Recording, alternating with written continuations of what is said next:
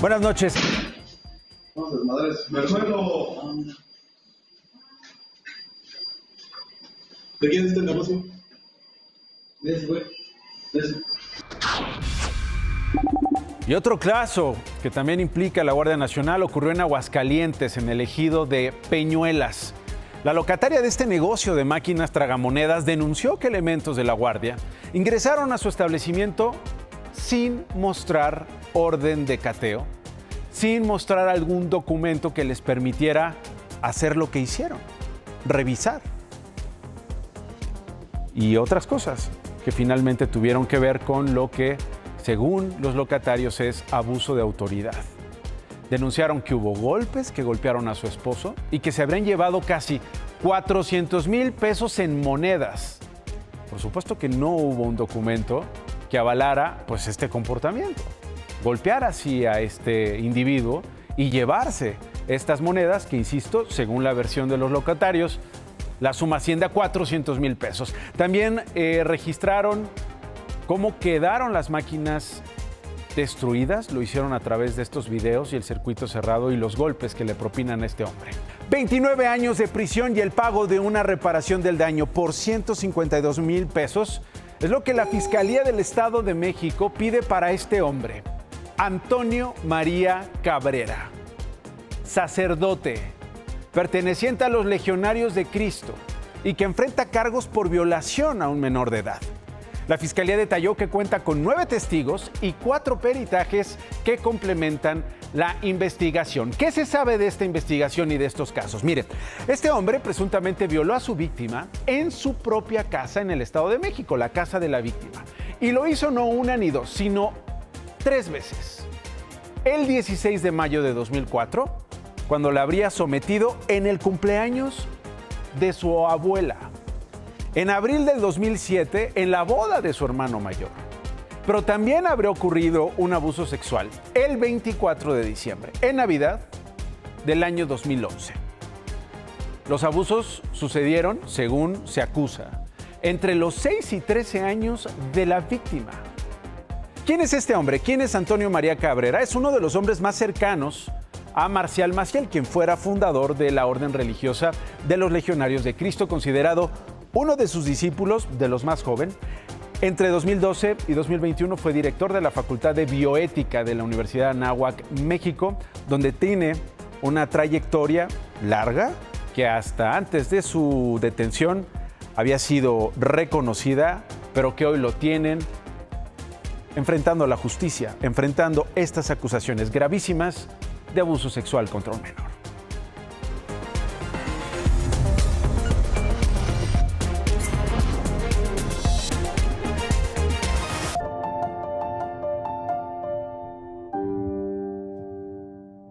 "11 días y contando". Hoy le tengo nuevos detalles sobre la desaparición de 10 trabajadores de una mina en Concordia, Sinaloa. La fiscal general del estado, Claudia Zulema Sánchez, informó que se han realizado 5 cateos como parte de las investigaciones. 1 en la ciudad de Mazatlán y otros 4 en la zona serrana y la cabecera del municipio de Concordia. Esto es lo que sabemos hasta el momento. Se han localizado tarjetas de identificaciones, por eso tenemos la certeza de que son de las personas que están ahorita privadas de la libertad.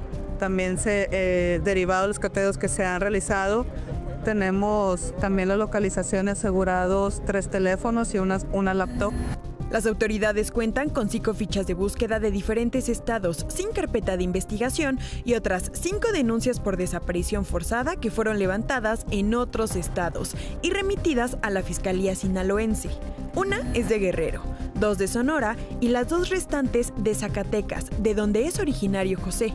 Él tiene 37 años, es ingeniero y la última vez que vio a su familia fue el 15 de enero.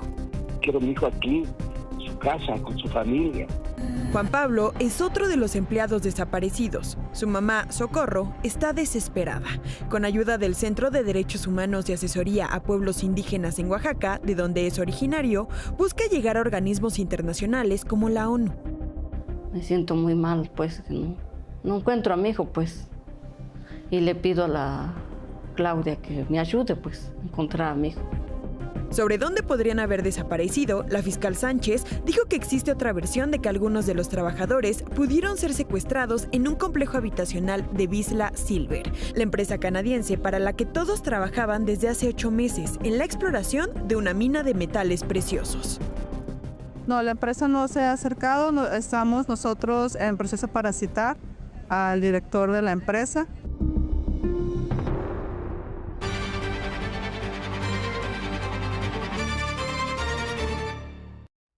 Y ahí mismo en Sinaloa, movimientos importantes porque el Gabinete de Seguridad informó que detuvo a un operador del cártel de Sinaloa, de la facción de los Chapitos, presuntamente responsable del ataque armado contra los diputados de Movimiento Ciudadano, Sergio Torres y Elizabeth Montoya, esto que ocurrió la semana pasada en Culiacán. Se trata de Jesús Emir, compa Güero o Radio 13, quien supuestamente controlaba el suministro de radios de comunicación, instalaba cámaras para monitorear actividades de fuerzas de seguridad y compraba drones para este grupo criminal. Registros oficiales consultados en la Plataforma Nacional de Transparencia señalan que Jesús Emir Basoco trabajó en la administración municipal de Culiacán en el 2018 apenas y tuvo movimientos vigentes hasta el 2021. También aparece como militante, lo veíamos, del PRI hasta el año pasado, hasta el 2025. Ahora, ¿cómo están los diputados que sobrevivieron a este ataque? Pues mal heridos, su estado de salud es delicado. El secretario del sector de salud, Cuitláhuac González, informó que Torres ha mostrado avances en su estado de salud durante las últimas horas, sin embargo, continúa en condición crítica en terapia intensiva. ¿Qué pasa con la legisladora Montoya? Bueno, fue dada de alta ayer, se encuentra fuera de peligro. Como le dije, ella tuvo lesiones en la cara, perdió un ojo, pero las intervenciones médicas fueron favorables para salvarle la vida. Ahí mismo el general de división Héctor Ávila Alcocer, ex agregado militar en Washington, fue designado ahora comandante de la tercera región militar con sede en Mazatlán. El general Ávila ya estuvo en Sinaloa en 2021 como comandante de la 9ª zona militar con sede en Culiacán. Ahora regresa a Mazatlán en este escenario convulsionado por la violencia, tal como se lo he informado en estas semanas. Ahora, él va a tener el control tanto en Sinaloa como en la 10ª zona militar de Durango. Ambos estados, usted lo sabe, son clave en la estrategia de seguridad para tener el control de las facciones en disputa entre el cártel de Sinaloa. Ávila tomó el mando de la tercera región en sustitución de Guillermo Briceño Lovera, quien recientemente fue nombrado comandante de la Guardia Nacional.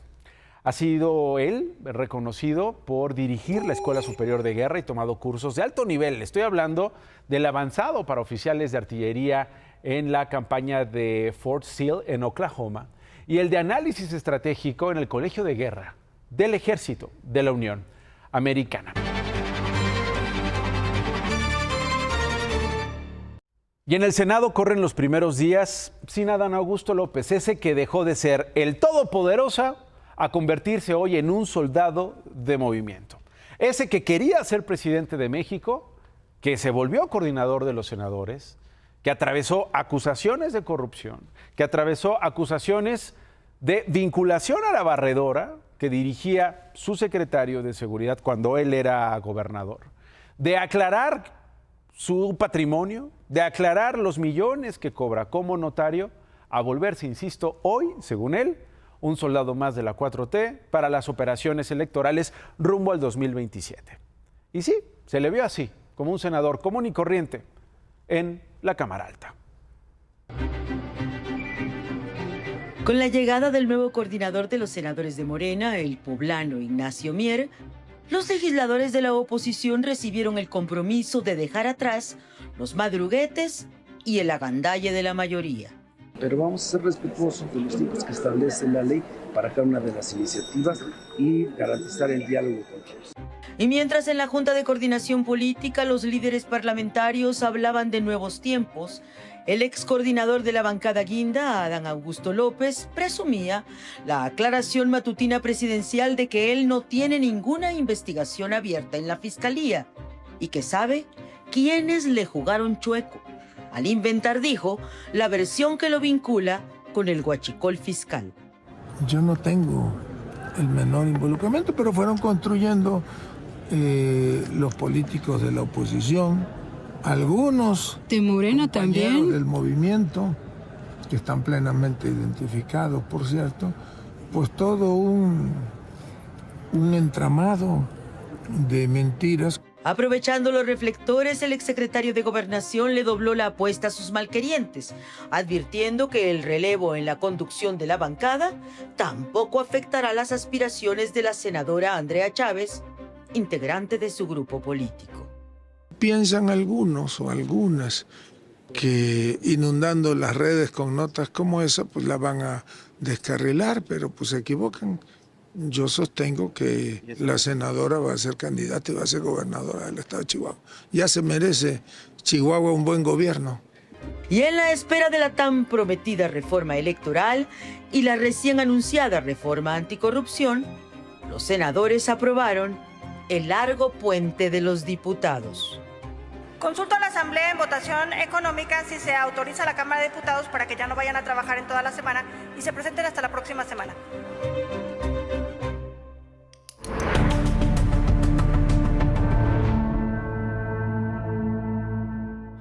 ¿Qué era lo último que decía la senadora? ¿Aprobadas las vacaciones por estos días de los diputados? Bueno, para que veamos que sí se pueden tomar acuerdos y de volada.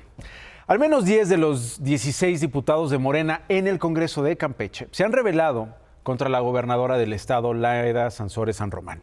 El pleito entre los legisladores y la gobernadora inició hace 2 meses cuando se discutió la ley de ingresos, la cual contemplaba la contratación de una deuda por 1,000 millones de pesos. Entonces el presidente del Congreso, José Antonio Jiménez, se negó a endeudar a Campeche. Esto hizo enojar a la gobernadora, según se explica, quien, a decir de los diputados, los comenzó a presionar para que le aprobaran la deuda. La política sin principios puede ganar batallas, pero siempre pierde la historia. La política puede ser decente y que la transformación se construye con mucho amor y trabajo y no con imposiciones y persecuciones. El presidente estatal del partido de Morena, Eric Reyes, acusó a Jiménez de traidor, lo responsabilizó de la división en la bancada. En la sesión del domingo, los diputados leales a la gobernadora se aliaron, pero con la oposición, para destituir a Jiménez Gutiérrez de la mesa directiva y nombrar en su lugar al diputado Paul Arce de Movimiento Ciudadano. En una sesión alterna, la mayoría de los diputados de Morena hicieron reformas y restituyeron el fuero constitucional que habían eliminado en el 2016. La gobernadora canceló hoy su Martes de Jaguar, este programa que ella conduce para hablar de lo que pasa en Campeche, hablar de lo que pasa en el país, y no se sabe si habrá esta semana en medio de la crisis que enfrenta con el poder legislativo local.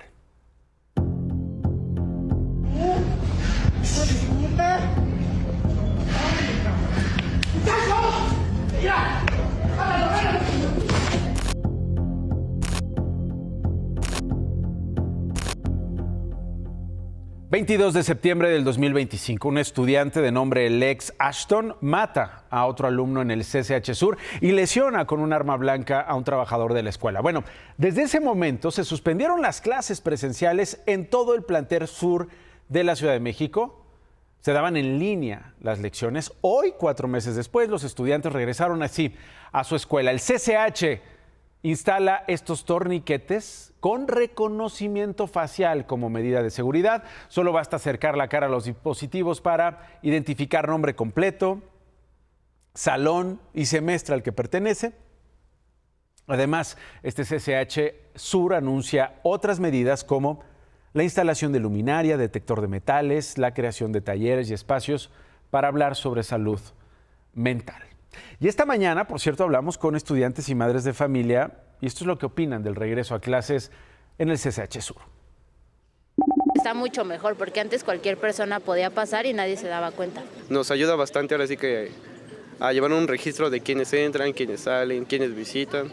Entonces eso me hace sentir ahora sí que un poco más seguro dentro del plantel. ¿Usted se siente tranquila de que su hija regrese? Sí, así es. Así es, me siento a gusto. Creo que la comunidad también ya necesitaba este reencuentro nuevamente con las aulas y creo que es positivo. La seguridad nada más está dentro, pero afuera pues sigue igual.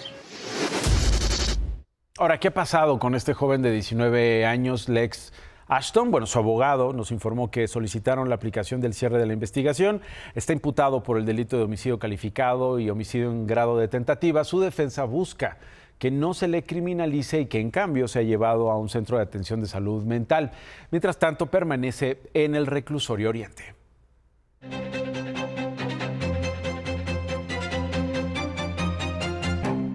Y así llegamos al Estado de México, a Chalco. En este municipio, padres de familia han denunciado por meses el acoso escolar que sus hijos sufren en una primaria.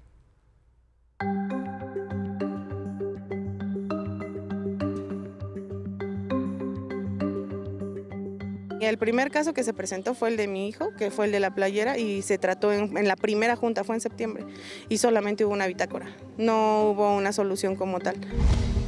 Al menos 7 niños de tercer grado de primaria sufrieron bullying por sus compañeros y la escuela se tardó 5 meses en tomar acciones. Relatan padres de familia de la primaria Dr. Gustavo Vaz en Chalco que niños de 8 años no solo golpeaban a otros menores o les robaban la comida. Había niños amenazados, niños lastimados, niños que ya no serían venir, ya presentaban ansiedad, y todo eso se comentó sin ninguno de las dos autoridades nos hicieron caso. El día de mañana uno de nuestros hijos acá muerto, ¿qué van a hacer? Los niños eran amenazados y encima les cobraban dinero para no molestarlos. Les estaban aventando de piedras a las niñas. Entonces no nada más son las piedras, sino que los agarraban a libretazos. El caso de la navaja, el caso del niño que está lastimado del cuello, el caso de mi hijo que salió con la playera rota y los colores rotos. Hubo otras situaciones con las niñas. De hecho, la mamita se acercó y me dijo, ¿cómo le hiciste para cambiar a tu niño de salón? Porque fíjate que a mi hija se bajó el pantalón el niño y le mostró el pene y le dijo, mira, ven, tócame. Desde el inicio del ciclo escolar, en septiembre, madres de familia hablaron con la maestra y director de la escuela sobre las agresiones que los niños vivían en el tercero B, pero nadie las escuchó. Después de 6 meses y haciendo ruido en redes sociales, hoy autoridades educativas las escucharon. Les informaron que de los 3 niños presuntamente agresores, 1 ya no regresará a la escuela y 2 están recibiendo ayuda psicológica y tomando clases a distancia. Los padres de los menores siguen exigiendo sanciones para la maestra y el director, que aseguran pudieron evitar el acoso escolar. Y una vez que llega a relaciones laborales, ellos con un equipo de abogados que dictamina a quién se hace el acreedor. A veces las sanciones son extremas, porque nosotros decimos, me van a dar notas de demérito. Notas de demérito te afecta, ¿sí? Pero lo que más te afecta es una desvaloración. Al final de cuentas todo sigue igual, la maestra Jacqueline sigue a cargo de ese grupo, el director sigue a cargo de la escuela y pues yo digo, si las personas que son las autoridades han omitido todo esto y sigue igual, pues quiere decir que la situación va a seguir en la misma situación.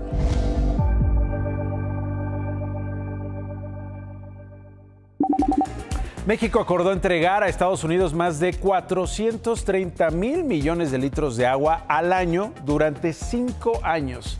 Así lo establece el Tratado de Aguas vigente entre ambas naciones desde 1944, es decir, una tercera parte de la corriente del río Bravo. Además, nuestro gobierno va a presentar un plan para pagar la deuda del ciclo pasado. El tratado también dice que Estados Unidos deberá entregar a México 1,850 millones de metros cúbicos del río Colorado, pero ninguna de las partes habló sobre este punto. Pero sí hay un comunicado de la Casa Blanca. En él, el presidente Donald Trump celebra el 178 aniversario de la guerra entre México y Estados Unidos. La clasificó como una victoria legendaria que aseguró el suroeste estadounidense. Trump agregó que, guiado por esa victoria, su administración ha defendido la frontera con México para impedir invasiones de personas ilegales y el flujo de droga. 1848, cuando se firmó el Tratado Guadalupe Hidalgo, en el que México cede más del 55% de su territorio. Esto dijo hoy la presidenta Claudia Sheinbaum sobre la celebración del presidente Trump. Ya saben cuál es mi opinión. No somos Santana. hay que defender la soberanía. Pero la atención sigue concentrada en los archivos Epstein. Los archivos que el Departamento de Justicia de la Unión Americana sigue sacando a la luz y en donde ahora se leen nombres que tienen que ver con México. Entre los documentos destaca una cadena de correos en los que se señala al ex embajador de Estados Unidos en nuestro país, Anthony Wayne, de haber abusado sexualmente de una niña de 11 años en territorio mexicano y de haber sobornado a un juez para que un ex marín estadounidense fuera acusado y sentenciado por el delito que Wayne habría cometido. En estos correos también se informa que en el 2014 Epstein organizó una de sus fiestas con menores en una casa del consulado de Estados Unidos en Ciudad Juárez. Los documentos se siguen analizando. Pero luego de meses ha venido una reconciliación importante en el hemisferio. La de los presidentes de Estados Unidos y Gustavo Petro de Colombia. Hoy se reunieron a puerta cerrada en la Casa Blanca.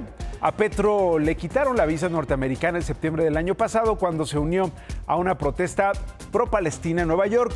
En octubre, Trump acusó al colombiano de ser un líder del narcotráfico, pero este martes, en este ambiente, mire, de concordia, de sonrisas, de gestos, de buenas maneras, los mandatarios abordaron temas de cooperación, seguridad, decomiso de drogas y, por supuesto, el tema del año, la situación de Venezuela, porque ya cumplimos un mes de que Estados Unidos secuestrara a Nicolás Maduro justo hoy de Venezuela y se lo llevara preso a los Estados Unidos. El de Petro y Trump, es el primer encuentro y fue agradable.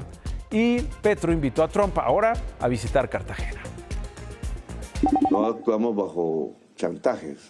Y las fotos, creo, y el ambiente de la reunión, creo, demuestran una reunión entre tú y tú, entre iguales, que piensan diferentes, sí, con poderes diferentes, obviamente, pero capaces de encontrar caminos comunes. Y ahora el presidente Trump dice que se llevó de maravilla con Petro, que están trabajando en levantar las sanciones impuestas al país sudamericano. We got along very well. He and I weren't exactly the best of friends, but I wasn't insulted because I never met him. I didn't know him at all. And we got along very well, and we're working on that. We're working on some other things too, including sanctions. And we had a very good meeting. Bueno, se llevaron también que Trump le hizo varios presentes autografiados a Petro.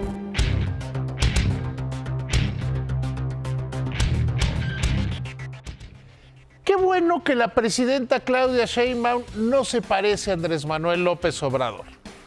El gobierno pasado decía que había que hacer obras emblemáticas, obras insignia. El Tren Maya, Dos Bocas, el AIFA, que generaron muy poquito crecimiento, si no es que nada, y nos siguen saliendo carísimas de verdad. La presidenta Claudia Sheinbaum hoy anunció un programa totalmente diferente. Un programa de cómo potenciar la inversión del gobierno.